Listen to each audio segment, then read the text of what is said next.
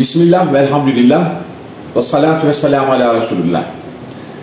Değerli kardeşlerim, alemlere rahmet olarak gönderilen son peygamber Hz. Muhammed Mustafa sallallahu aleyhi ve sellem miladi 571 yılında Mekke'de dünyaya gelmiştir. 3 Eylül 2025 sevgili Peygamberimiz Aleyhisselatü Vesselam'ın dünyaya teşriflerinin miladi olarak 1454.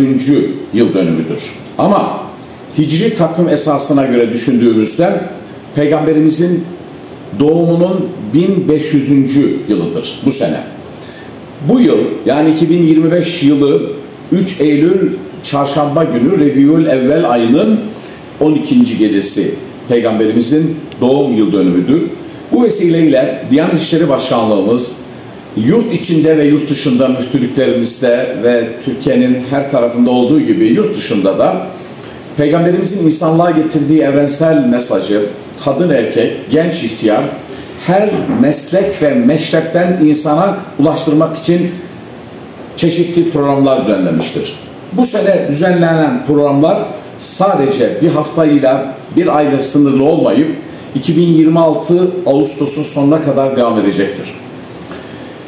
Cumhurbaşkanlığımız tarafından 2025 yılı ve takip eden yıllar aile yılı olması hasebiyle sevgili Peygamberimiz Aleyhisselatü Vesselam ve aile ahlakı üzerine durulacaktır özellikle ve yıl boyunca Eylül ayından Peygamberimizin aile ahlakı, Ekim ayının 1-7 Ekim Camiler Haftası olması münasebetiyle Hazreti Peygamber cami ve namaz ve takip eden aylarda da Efendimiz sallallahu aleyhi ve sellemin insanlığa getirdiği evrensel mesajın farklı katmanları, farklı Peygamber Efendimiz aleyhissalatu vesselamın insanlığa getirdiği evrensel mesaj farklı şekillerde anlatılacaktır.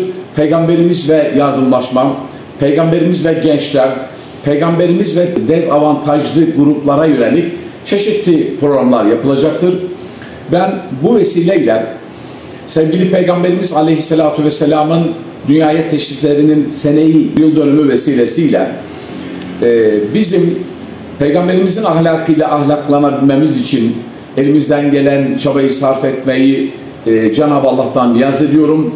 Kur'an ahlakıyla ahlaklanmayı, Peygamberimizin ahlakıyla ahlaklanmayı Cenab-ı Allah'tan niyaz ediyorum.